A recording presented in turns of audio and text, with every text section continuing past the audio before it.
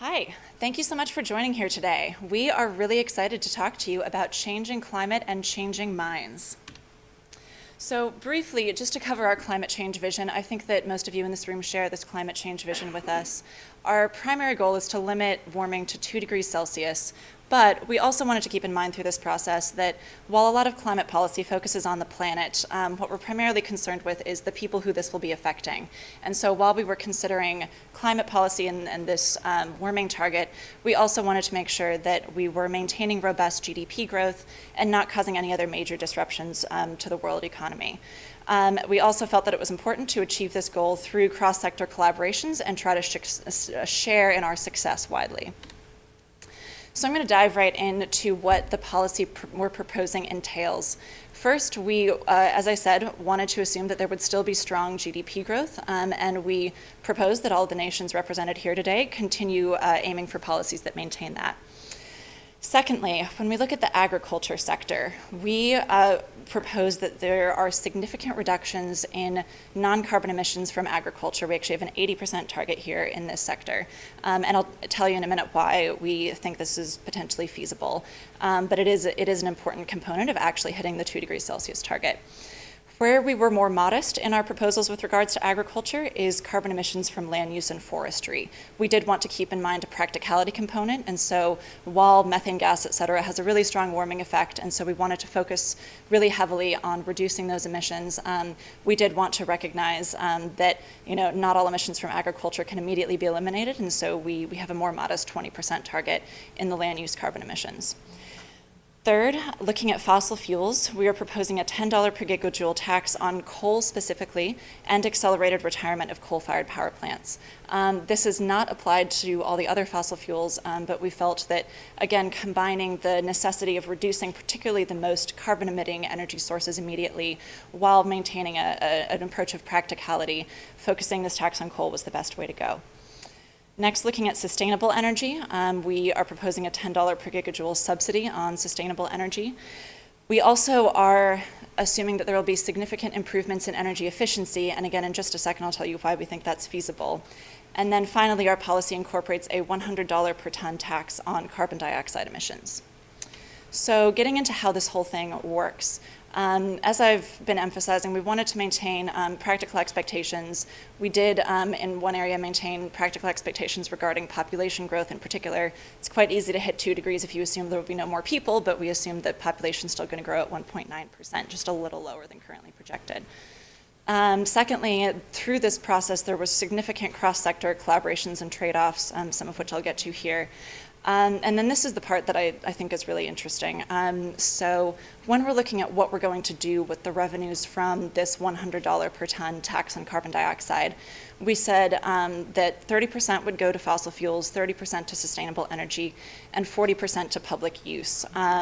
But what I think is particularly unique about this model is about this team's policy proposal is that we decided to step outside the model a little bit and try to figure out how we could make this whole thing a bit more practicable by negotiating with the different sectors in ways that weren't necessarily captured by the model that we were using. So in particular, what we did here was in the 30% portion of this revenue that's going to go to the fossil fuels industry, actually half of this is going to go to what we traditionally think of as fossil fuels, whereas half is going to go to energy efficiency in order to help us meet some of those aggressive targets. So carbon tax revenues would actually be put towards making buildings more energy efficient and that sort of thing.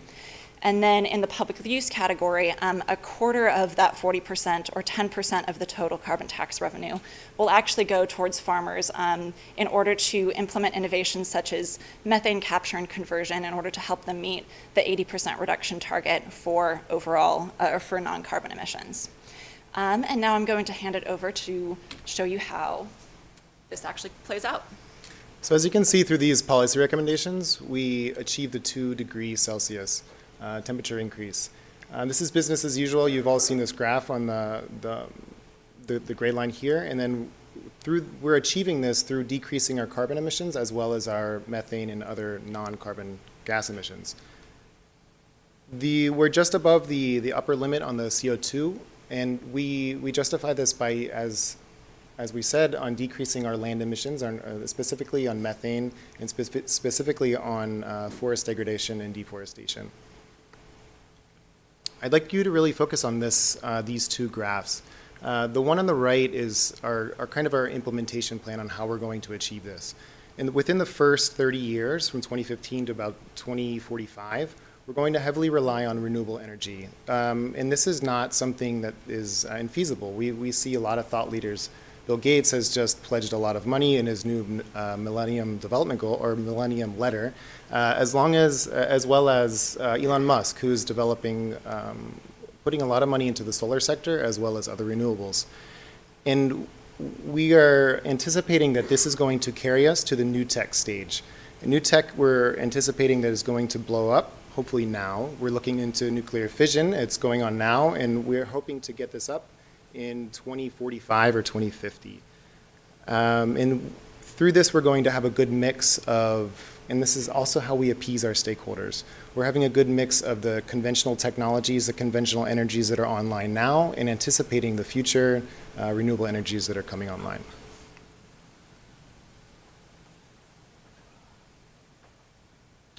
So here you can see the areas of our strongest supporters were in the sectors climate hawks, fossil fuels, population, carbon price advocates. So looking at how they address their stakeholders and what their needs are, we were able to garner their support from, for instance, the UN, grassroots, advocacy groups. Those were our strongest supporters in terms of the proposal that we have here. Our strengths and opportunities are two. Basically, our transition to new energy sources, providing those opportunities were one of the greatest strengths that we had because of those cross collaborations in each of the sectors that we had. And also, one of our greatest ideas was using the revenue from the carbon tax to subsidize that smooth transition. Our timeline starts in 2016. We've already talked about the $10 per gigajoule tax for coal, and also the $10 for renewable and nuclear subsidies. That starts in 2016. At 2025, starting our carbon pricing, which was the $100 per ton, again used to fund used to fund some of our energy efficiency and agricultural innovations. And in 2060, phasing out coal altogether. What we've learned through this process and through the policy that we're proposing was that lowering population growth beyond 1.9% was not going to be feasible at all. So we just left it just under what we have today as business as usual at the 1.9%. The carbon tax, raising it above $100 per ton, did not lower emissions, but it did significantly and negatively impact satisfaction amongst our stakeholders. Some of the policies around the fossil fuels did not really have the impact that we expected. In the area of agriculture, reducing our non-CO2 emissions had a greater effect than CO2 land use emissions, which was something that we thought was an excellent idea.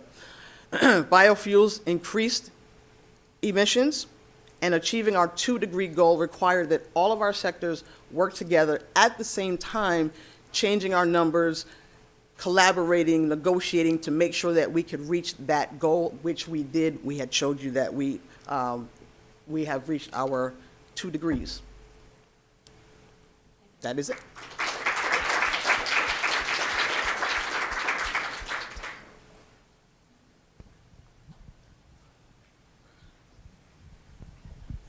So what is your plan to mitigate the opposition for the stakeholders who have the lowest containment score? Yeah, so our stakeholders with the lowest contentment score were the agriculture sector and the energy efficiency sector.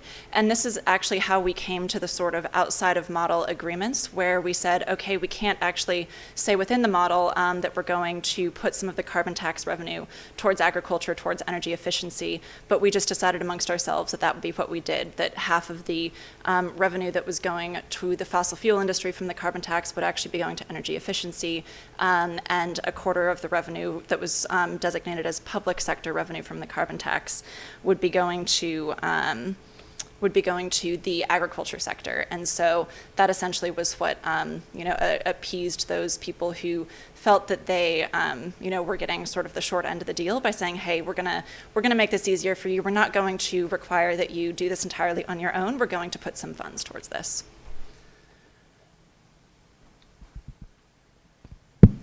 Hi, I have a question sort of tagging onto that about your fossil fuel subsidy proposal. As you're likely aware, in the US, we provide over $17 billion a year in subsidies towards the fossil fuel industry today, including a lot of tax exemptions. And it seemed in your proposal that your carbon tax doesn't come online until 2025, but at that point you're going to give 50% of the 30%, so 15% of your revenue to the fossil fuel industry, but then you want coal to phase out by 2060. So it seems like you're subsidizing right before you're asking for a phase out, and that I'd love you to address that timing. Yeah, so for us, this was about the idea of smoothing the transition process. We recognize that there are going to be, some winners and losers in this process, and ultimately, when we get to the end state that we're projecting, fossil fuels are no longer in 2100 nearly what they are today. And so for us, we felt that some allocation of the revenues from the carbon taxes towards the fossil fuel industry was necessary to essentially, I don't know, we don't want to, kill whole communities of jobs all at once.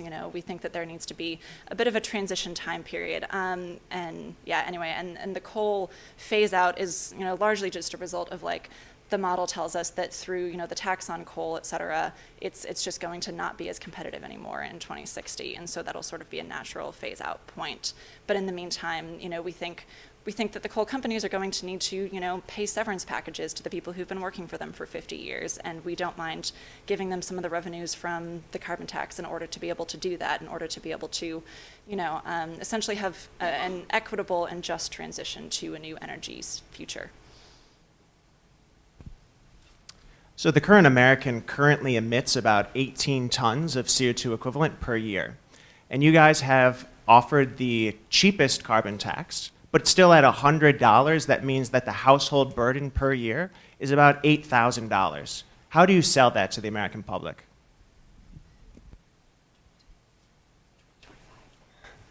I think we sell that to the American public by demonstrating and it goes along with what we were just talking about with the subsidies that we provide. The subsidies through the carbon tax will, if I can find it here, will provide about 40% for public use. So we anticipate that that money is going to be provided in tax cuts. So you can see tax cuts provided through different means, but the bottom line or the bottom dollar of the individual consumer will not be as affected as sharply as predicted. Does that answer your question? Or?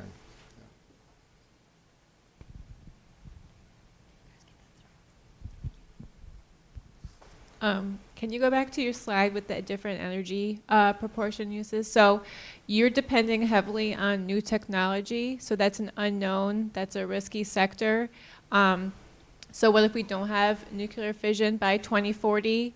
You're just putting a lot of stock in your decision into something that we actually can't count on. It's a valid point and it's a valid concern, but it's not. We've seen a lot of development happen in the past 5 years even, and as our other groups mentioned, that within the past year, 75% of all new energy is renewable energy. So I don't see. I'm optimistic, but we're also relying on the figures from the World Bank, from those indicators, as well as the model that is going to show us that we're going to have new tech in new industry, new investment in this industry. Sorry, just to add to that a little bit. So even before the new tech comes online, you can see that there's sort of a downward trend in the fossil fuels. And the new tech doesn't, I mean, renewable energy was already taking the place of fossil fuels in this model. If the new tech did not come online, I think it's possible that, the renewable energy could essentially like fill in that gap and continue the downward trend that you already see. But the other point we just wanted to make is, we think that it is the responsibility of you, the G20 here today, to essentially make this a global Apollo mission. This is going to be a lot easier to do if there is a great new clean energy source, and we really think that all of you should commit your countries to trying to get that done. So just looking at this actual chart, it doesn't look like you're going to see a lot of those renewable energy sources until about it looks like about 2050. How do you plan on helping developing countries develop their economy in such a way that it doesn't rely on those fossil fuels and undermine the work that you're trying to do today? We actually have about a quarter there. So we have a quarter of renewable energy that's coming online. And it's not, what you see a lot in developing countries or the core countries is that you have leapfrogging. So it's, yes, we don't want to put developing countries in a certain position where they're not able to develop their GDP. So it's an equity and it's an equity issue. So we understand this and we're trying to mitigate the negative consequences of that. I don't know if that was answered your question.